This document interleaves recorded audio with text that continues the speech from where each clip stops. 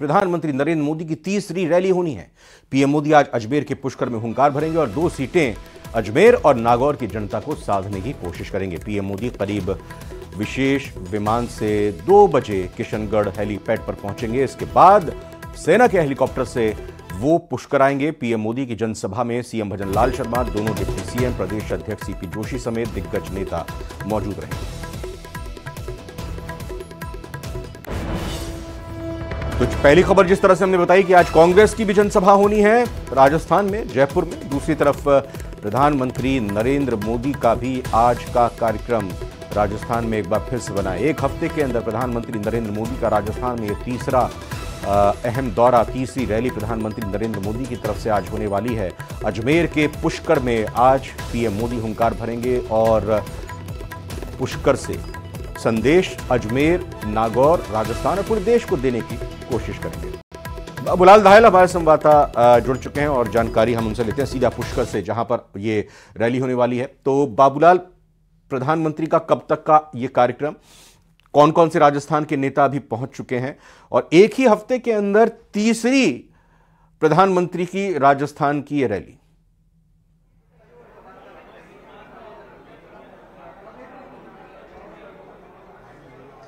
जी देखिए, ठीक से मैं आपका सवाल सुन नहीं पाया हूँ। मेरे साथ में इस वक्त औकार सिंह लखावत हैं, बीजेपी के बहुत बड़े नेता हैं और सरकार ने इनको मंत्री का दर्जा भी इस वक्त दिया हुआ है।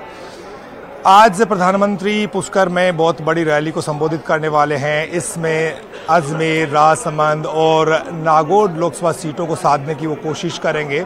बीजेपी के पक्ष में यहाँ पर काफ़ी माहौल दिखाई पड़ता है। बताया जा रहा है कि नागौर की जो सीट है जिस पर चुनौतियां हैं बीजेपी के सामने, तो आज प्रधानमंत्री की रैली के बाद में बीजेपी वहां पर भी काफ़ी अच्छी बढ़त लेने की कोशिश करेगी। जनता के बीच जो माहौल है वो ठीक से बनता हुआ आज के बाद दिख सकता है, ऐसा लोग कह रहे हैं। मैं जहां पर हूं ये ब्रह्म घाट है, जहां पर मुख्यमंत्री भजनलाल शर्मा थोड़ी देर बाद में यहाँ पर पहुंचेंगे, पूजा अर्चना करेंगे और उसके बाद में फिर वो रैली स्थल पर पहुंचेंगे। लेकिन बीजेपी के नेताओं से बात कर लेते हैं कि आखिर प्रधानमंत्री नरेंद्र मोदी आ रहे हैं तो किस तरह का उत्साह, किस तरह का जोश आप महसूस कर रहे हैं और क्या आपको लगता है मिशन 25 में ये जो सीटें हैं आपकी अजमेर की, नागौर की, राजसमंद की, ये खाते में आ रही है आपके? निश्चित रूप से प्रधानमंत्री जी का जो आज आगमन है वो निश्चित रूप से जो पूरा क्षेत्र है उस क्षेत्र के लिए एक नए वातावरण में और नए उत्साह का संचार इसमें होगा। हमारे कार्यकर्ता बड़ी संख्या के अंदर आ रहे हैं, नागौर जिले से, पूरे से आ रहे हैं। कुछ पास में जो क्षेत्र हमारा लगा हुआ राजसमंद है उसका डेगाना मेड़ता उस क्षेत्र के भी कार्यकर्ता आएंगे और अजमेर क्षेत्र के, संसदीय क्षेत्र के कार्यकर्ता बड़ी संख्या में आने वाले हैं। देखिए, प्रधानमंत्री जी जब आते हैं तो एक नए हिंदुस्तान के दर्शन कराने का काम करते हैं। हिंदुस्तान का जो सुखद भविष्य है उसमें हम उनमें देखते हैं। जब वो बोलते हैं हम मान के चलते हैं कि वो इस धरती पे साक्षात रूप से उतरने का काम करेंगे। ये एक प्रधानमंत्री है जिसने जो कहा वो हुआ और जो होना है वो कहते हैं, और इसलिए एक विश्वास है, एक प्रधानमंत्री के प्रति लोगों की आस्था प्रकट हुई है, विश्वास हुआ है। और इस बार तो छलांगे हैं, आम आदमी मन में उत्साहित है। इस राम जन्मभूमि के ऊपर जो राम मंदिर बना है और उसके धारा 370 वाले हमारे जो मूल मुद्दे थे, जिस कारण भारतीय जनसंघ से लेकर भारतीय जनता पार्टी की जो यात्रा चली वो पूरी होती हुई इस पिछले 5 वर्ष। इस बार में क्या लगता है आपको? 2014 में 25 सीटें आपके खाते में थी, 19 में भी आपने पूरी सीटें जीती। लोग ये कह रहे हैं कि कहीं ना कहीं जोर लगाना पड़ेगा, अभी कुछ सीटों पर टक्कर भी बताई जाती है। तो आपको लगता है कि चुनाव आते आते जो चीजें हैं सारी बदल दी जाएंगी? दरअसल ये है कि सीटें 25 ही है, अगर ज्यादा होती तो ज्यादा जीत लेते, इसलिए 25 से आगे हम जा नहीं सकते, इसलिए 25 में से 25 सीटें जनता हमको आशीर्वाद देगी। प्रधानमंत्री जी खुद लीड कर रहे हैं और राजस्थान राजस्थान पर उनका बहुत ज्यादा फोकस है। आपको लगता है कि यही ताकत जो है बीजेपी के कार्यकर्ताओं में नई ऊर्जा का संचार करेगी और कहीं कोई चुनौती नहीं रहेगी चुनाव? अजमेर में भगीरथ चौधरी विधानसभा चुनाव में तीसरे नंबर पर रहे थे, पिछली बार सांसद भरे थे। अगर मेरा सवाल कार्यकर्ता उसमें लगता है, कार्यकर्ता जब उस सारी व्यवस्था के अंदर लगता है तो वो उसमें उत्साह का संचार होता है। स्टूडियो से सवाल है, बहुत ही महत्वपूर्ण सवाल है। तीसरे नंबर पर रहे थे भागीरथ चौधरी किशनगढ़ में, आपके पास कोई दूसरा नेता नहीं था जिसको आप टिकट दे सकते थे, उन्हीं को क्यों लड़ाया गया चुनाव? देखिए, भागीरथ चौधरी को लहर का भरोसा था कि मोदी जी के नाम पर जिसको भी लड़ाएंगे वो जीत जाएगा। उस विधानसभा के अपने समीकरण थे उसके बाद सुरेश टाक जो शहरी मतदाता बहुत बड़ी संख्या में वो जो लेके गए थे, वो भारतीय जनता पार्टी में आ गए हैं। वो एक विधानसभा का समीकरण था, परंतु जहां पूरे के पूरे सब जगह पे हम बाकी सारी 7 सीटें हम जीते हैं और जनता ने हमको भारी बहुमत से जिताया है। भागीरथ चौधरी तीसरी बार सांसद बनेंगे जी। तो बहुत बड़ी रैली का इंतजार है। पुष्कर में आम जनता के आने का सिलसिला शुरू हो गया है और कुछ ही देर में जो आवाजें सुन रहा हूं मैं, सीएम भजन लाल शर्मा का हेलीकॉप्टर जो है वो लैंड करने वाला है पुष्कर में। बिल्कुल। तो एक बहुत बड़ी जनसभा का आज इंतजार है और बड़ी संख्या में लोग आ रहे हैं नागौर से, डेगाना, मेड़ता से। इसके अलावा जो अजमेर जिले की जो 8 विधानसभाएं हैं वहां से बड़ी संख्या में लोग आ रहे हैं। सबको इंतजार होगा कि प्रधानमंत्री नरेंद्र मोदी की तरफ से यहाँ क्या ब्रह्मा जी की धरती से, अजमेर से संदेश दिया जाता है, पुष्कर से संदेश दिया जाता है। बहुत बहुत धन्यवाद करूंगा आपका। फिलहाल बाबूलाल धाय, आगे भी लगातार, चूंकि आज का दिन बड़ा है, रैली होनी है, क्या कुछ बातें होंगी, आपसे लगातार हम जानकारी लेते रहेंगे। फिलहाल शुक्रिया आपका। और इधर प्रधानमंत्री मोदी की पुष्कर में होने वाली विजय शंखनाद रैली में शामिल होने के लिए डिप्टी सीएम दिया कुमारी पुष्कर पहुंची। यहां उन्होंने पुष्कर सरोवर में पूजा अर्चना की। उन्होंने दावा किया कि भाजपा प्रदेश की सभी 25 सीटें जीतकर हैट्रिक लगाएगी।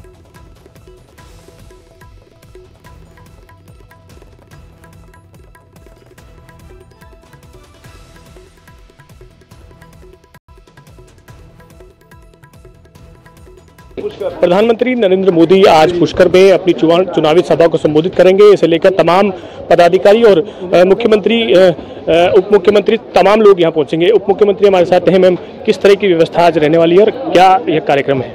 जी बिल्कुल, आज हमारे माननीय प्रधानमंत्री जी पधार रहे हैं पुष्कर और बहुत सभी को मैं मानती हूं कि सभी आतुर हैं और बहुत बड़ी संख्या में सभी उनका मार्गदर्शन लेने आने वाले हैं।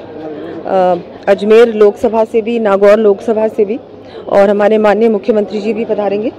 तो बिल्कुल सब लोग, जैसा कि हर बारी मोदी जी की सभा में आपने देखा होगा भीड़ भी बहुत होती है, लोगों में उत्साह भी होता है, वैसे ही आज भी बहुत लाखों की भीड़ होने वाली है पुष्कर में। राजसमंद से सांसद भी रही हैं आप, वो भी यहाँ पर, क्योंकि पास ही जिला है, क्या लेते हैं, क्या देखते हैं, उस वहाँ से भी कुछ? नहीं, राजसमंद से शायद डेगाना, मेड़ता से भी कुछ लोग वहाँ से भी आने वाले हैं सभा में। वैसे तो आज की सभा लोकसभा नागौर और अजमेर की है, लेकिन क्योंकि डेगाना और मेड़ता बिल्कुल अजॉइनिंग हमारी विधानसभाएं हैं, तो वहाँ से भी आएंगे लोग।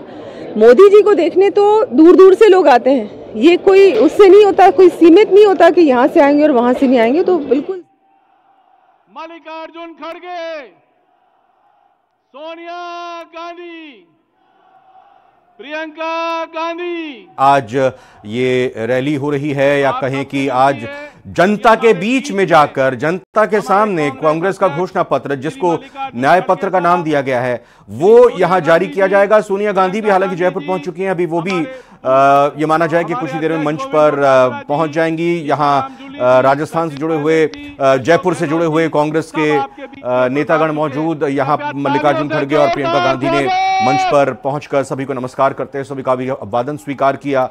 बस कुछ ही देर में यहां पर अब सोनिया गांधी पहुंचेंगी। आप पूर्व मुख्यमंत्री अशोक गहलोत को भी देख सकते हैं।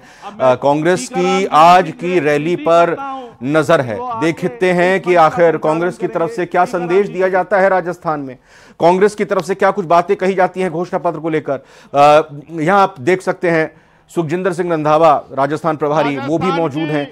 और आज ये पीसीसी चीफ गोविंद सिंह डोटासरा भी बिल्कुल बराबर में कांग्रेस के राष्ट्रीय अध्यक्ष मल्लिकार्जुन खड़गे के साथ बैठे हुए हैं। कांग्रेस का जो घोषणा पत्र जारी हुआ उसमें देखिए ये 5 न्याय की बात की गई, युवा न्याय, हिस्सेदारी न्याय, नारी न्याय, किसान न्याय, श्रमिक न्याय। इसके अलावा गारंटीज भी दी गई कांग्रेस के इस घोषणा पत्र के जरिए। अरबाज हमारे संवाददाता जो विद्याधर नगर जयपुर की इस कांग्रेस की आज की सभा को, इस रैली को कवर कर रहे हैं, ग्राउंड पर मौजूद हैं, हमारे साथ जुड़ रहे हैं, हम उनसे अपडेट लेते हैं, जानकारी लेते हैं। तो राष्ट्रीय अध्यक्ष पहुंच चुके हैं, सोनिया गांधी का बस अब इंतजार, वो भी कभी भी पहुंच सकती हैं। और यही कांग्रेस के कार्यकर्ताओं को इंतजार न सिर्फ राजस्थान बल्कि पूरे देश में, कि यहां से क्या संदेश दिया जाता है इन दिग्गजों की तरफ से।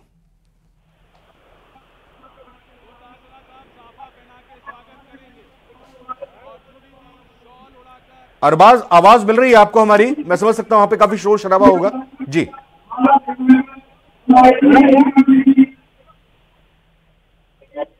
देखिए यहां बिल्कुल पारंपरिक राजस्थानी परंपरा के अनुसार स्वागत किया जाता हुआ कांग्रेस के राष्ट्रीय अध्यक्ष मल्लिकार्जुन खड़गे का। टीकाराम जूली नेता प्रतिपक्ष वो भी मंच पर आसीन, मंच पर मौजूद, उनकी तरफ से स्वागत सत्कार किया गया पार्टी अध्यक्ष का। तो सवाल यही है कि घोषणा पत्र को लेकर, सरकार को लेकर कैसे हमला किया जाएगा? क्या कुछ बातें यहां रखी जाएंगी कांग्रेस के नेताओं की तरफ से? सभी को इसका इंतजार, यहां से बातें कही जाती हैं। और आज का दिन बेहद खास, क्योंकि आज ये लोकसभा चुनाव है। लोकसभा चुनाव यानी पूरे देश में केंद्र की सरकार चुनने का चुनाव। और इस चुनाव में आज ये देखिए राजस्थान का कितना महत्व। देखिए सचिन पायलट भी आ चुके हैं यहाँ पर। सचिन पायलट ने भी प्रियंका गांधी वाड्रा का स्वागत किया। अरबाज अहमद हमारे साथ बने हुए हैं। अरबाज, आवाज आ रही है आप तक? अरबाज, आप सुन पा रहे हैं हमें?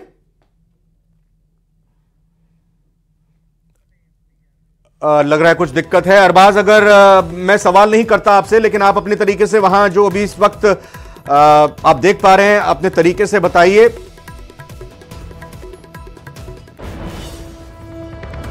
अच्छा, देखिए ये जयपुर शहर के कांग्रेस के प्रत्याशी प्रताप सिंह खाचरियावास भी मौजूद हैं मंच पर, पहली कतार में बैठे हुए हैं। अब जैसा हम जिक्र कर भी रहे हैं कि आज का दिन ये कहें कि सियासत का, इन चुनावों का सुपर शनिवार है, सुपर सैटरडे है। एक तरफ यहां जयपुर में कांग्रेस के दिग्गज मौजूद हैं और उनकी तरफ से ये कांग्रेस के घोषणा पत्र को जनता के बीच जारी करते हुए अपनी बातों को रखा जाएगा। और वहीं दूसरी तरफ जयपुर से नजदीक अजमेर के पुष्कर में प्रधानमंत्री नरेंद्र मोदी पहुंचने वाले हैं। वहां पर वो अपने तरीके से बीजेपी की, अपनी राज्य सरकार की और केंद्र सरकार की बातों को रखेंगे। एक हफ्ते के अंदर 3 दौरे प्रधानमंत्री ये हो चुके हैं। अच्छा, जहां तक कांग्रेस की बात है तो कांग्रेस की तरफ से कल ही ये जारी किया गया अपना घोषणा पत्र, जैसा हम बता रहे हैं कि उसको न्याय पत्र का नाम दिया। गोविंद सिंह डोटासरा अपने उद्बोधन की शुरुआत कर चुके हैं, सुनते हैं उनको। हम तालियों की गड़गड़ाहट से उनका स्वागत करते हैं, अभिनंदन करते हैं। आदरणीय अशोक गहलोत साहब, आदरणीय सचिन पायलट जी, आदरणीय हमारे प्रभारी रंधावा साहब, हमारे नेता प्रतिपक्ष आदरणीय टीकाराम जूली जी, हमारे मंच के ऊपर बैठे हुए तमाम नेतागण, हमारे आदरणीय बुजुर्गों, युवा साथियों, हमारे प्रेस के मीडिया बंधुओं, सबसे पहले मैं आदरणीय खड़गे साहब का, मैडम सोनिया गांधी जी का, प्रियंका गांधी जी का ये जो हमारा न्याय पत्र 2024 जो कल लॉन्च किया है, उसको लेकर के जो आज जयपुर में, राजस्थान में हमें यहां पर सभा करने का जो मौका दिया, इसके लिए मैं आपका हार्दिक स्वागत करता हूं, बहुत बहुत अभिनंदन करता हूं। आदरणीय खड़गे साहब, हमारे देश के प्रधानमंत्री जी ने 10 साल तक देश में झूठ बोल के जुमलों की सरकार दी, तानाशाह सरकार दी, किसानों का शोषण किया, 3 काले कानून दिए और 22 महीने पहले इन किसानों से जो वादा लिखित में किया था, जब उसको मनवाने इस रैली पर नजर रहेगी हमारी। लेकिन आज बढ़ते हैं अगली खबर की तरफ, क्योंकि बीजेपी अपना 45वां स्थापना दिवस मना रही है। इस मौके पर दिल्ली में बीजेपी मुख्यालय में राष्ट्रीय अध्यक्ष जेपी नड्डा ने बीजेपी का झंडा फहराया, तो वहीं जयपुर में बीजेपी कार्यालय में सीएम भजनलाल शर्मा ने पार्टी का ध्वज फहराया। इस दौरान प्रदेश चुनाव प्रभारी विनय सहस्त्रबुद्धे भी मौजूद हैं। 2 तस्वीरें आप देख सकते हैं। एक तरफ बीजेपी मुख्यालय दिल्ली में बीजेपी राष्ट्रीय अध्यक्ष जेपी नड्डा ने आज बीजेपी के स्थापना दिवस पर पार्टी के स्तंभों को नमन किया, पार्टी का ध्वज फहराया। तो दूसरी ओर पार्टी कार्यालय जयपुर में मुख्यमंत्री भजनलाल शर्मा ने पार्टी का ध्वज फहराया।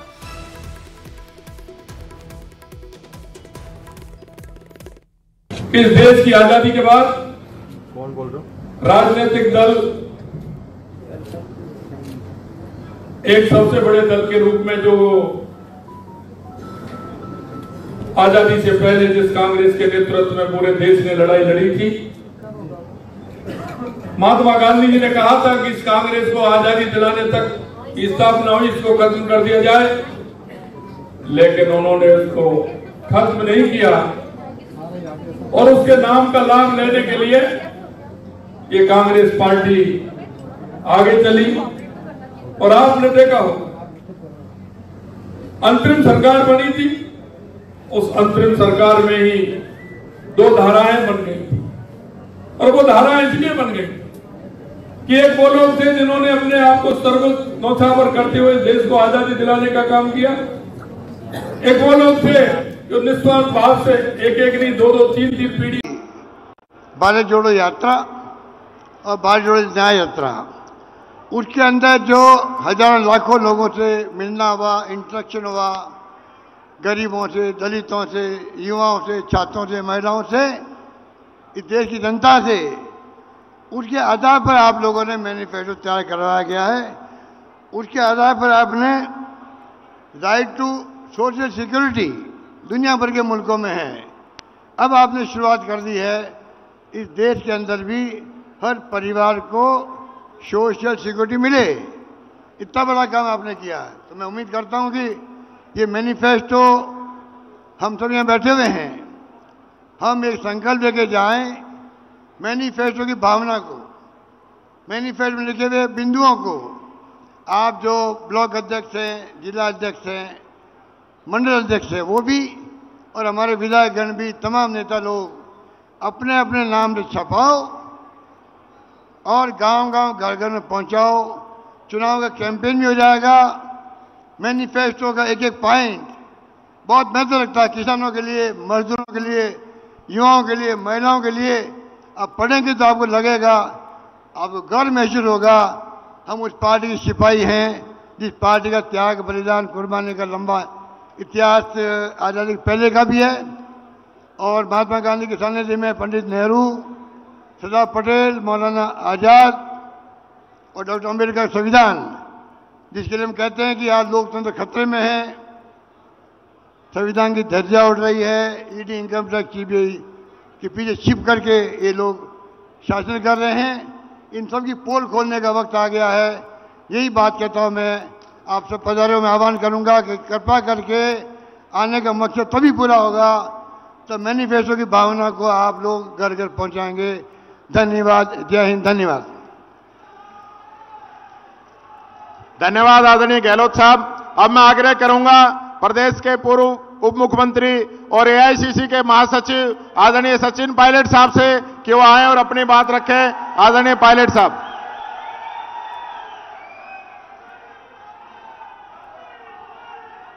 परम आदरणीय खड़गे साहब, हमारे महासचिव सम्माननीय प्रियंका गांधी जी, पूर्व मुख्यमंत्री अशोक गहलोत साहब, रंधावा जी, डोटासरा साहब, मंच पर सभी हमारे नेतागण, हमारे प्रत्याशीगण, मंत्री, पूर्व मंत्री, विधायक और आज इस सभा में मौजूद सभी नौजवान दोस्तों, बुजुर्गों, माताओं, बहनों, आज परम आदरणीय सोनिया गांधी जी, खड़गे साहब और प्रियंका जी जयपुर आए हैं, राजस्थान आए हैं।